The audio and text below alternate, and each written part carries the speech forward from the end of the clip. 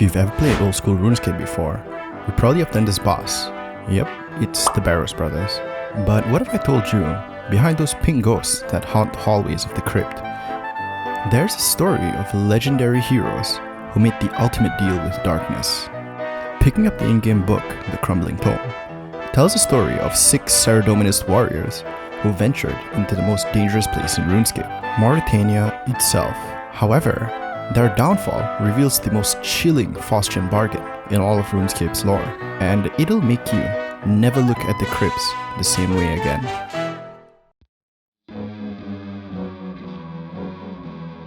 Now, most of this story comes from the Crumbling Tome you can find in the Barrows itself, plus details from the strange old man and various quest dialogues. Here's what they tell us. Picture the God Wars at the absolute worst. The vampire lord Drakan has turned Mauritania into a nightmare realm of undead horrors. But when Saradomin's forces needed heroes brave enough to lead the Mauritania campaign, 6 brothers appeared out of nowhere. Nobody knew where they came from. No family name, no homeland, no backstory. They just appeared when the world needed them the most. But here's what made them legendary.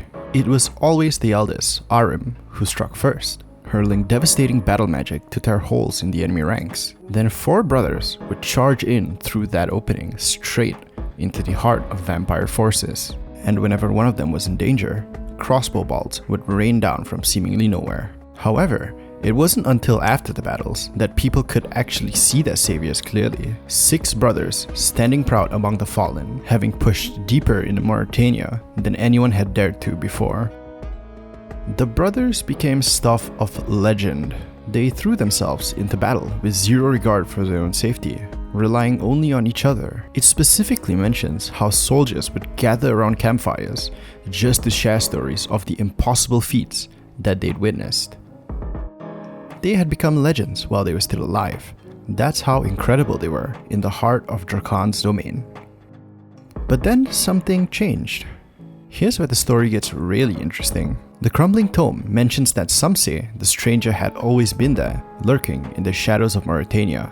However, the first real sighting came after a deep incursion into vampire territory. After another victorious battle, soldiers noticed a bent robe figure moving among the dead bodies. Most assumed he was just a scavenger, but then he did something that chilled everyone who witnessed it. He walked directly towards the brothers' campfire, not wandering, not searching, walking with absolute purpose, like he knew exactly where he was going.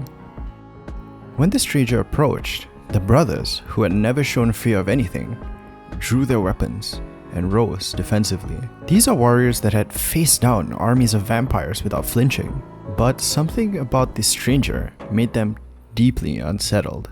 The tome describes how the stranger just stood there, as though sizing them up, and then turned and walked back into the mists. This was the first time anyone had ever seen the brothers look unsure, uncomfortable, maybe even a little scared. However, that was just the beginning of his game. As the campaign pushed deeper into Mauritania, the stranger appeared more frequently, always on a rise near the battlefield, always watching, never participating, never helping, just watching with an intensity that made everyone feel uncomfortable. But here's where the Crumbling Tome gets truly sinister. The text specifically states that his presence started affecting the brothers. These previously invincible warriors became distracted. For the first time in their legendary careers, they started taking injuries that actually required medical attention. The stranger wasn't just watching, he was studying their weaknesses, waiting for the perfect moment to make his offer. Deep in the heart of Mauritania, as dusk was falling, Drakan's forces struck back with everything they had. Great monstrosities swept through the camps, tearing everything apart in their path. Soldiers scattered like leaves in a hurricane. But the brothers, valiant as always, stood back to back and fought with all their might. All night long, they held the line against the vampire hordes. As dawn broke, the enemy fled faster than any human could chase. The brothers had won again, But victory came with a terrible realization. For the first time, the brothers looked truly exhausted. Their legendary equipment was showing wear. The psychological pressure from being constantly watched, constantly studied, had taken its toll. They were still the greatest warriors alive, but they could feel their mortality creeping in. And that's when he made his move. In broad daylight, with confidence that chilled every witness, the stranger approached their campfire one last time. But this time, he didn't just size them up and leave. What happened next isn't detailed in the crumbling tome. Those conversations happened away from prying eyes. But later quest dialogues and the strange old man reveal the truth. The stranger made them an offer that they could not refuse.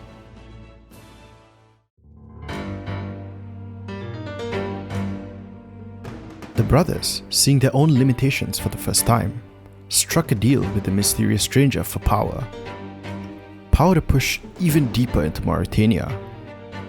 Power to face whatever Trakan could throw at them. But every deal with darkness comes with a price. The brothers returned to battle with equipment unlike anything the soldiers had ever seen. Their victories became even more spectacular, their tactics more devastating. But those who fought alongside them noticed that something had changed in their eyes. It was in their final battle that the true cost became clear. The brothers fought with inhuman ferocity, but when the dust settled and victory was won, they collapsed at their campfire.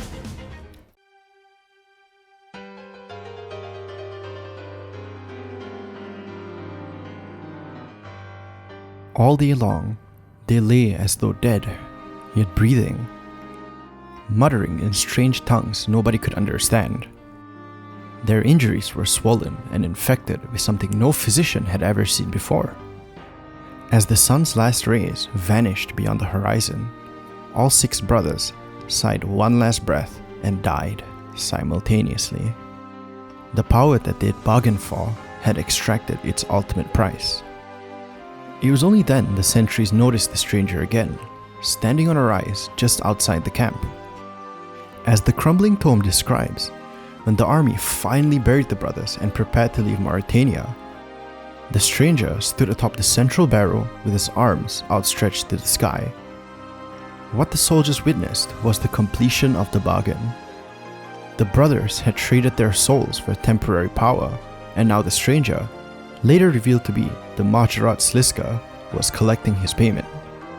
The brothers didn't just die from their final battle.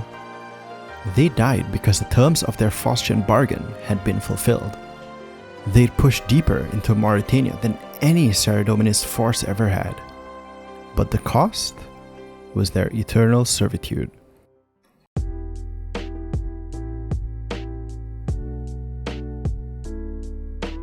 So, every time you enter those barrows, you're not fighting evil villains or innocent victims.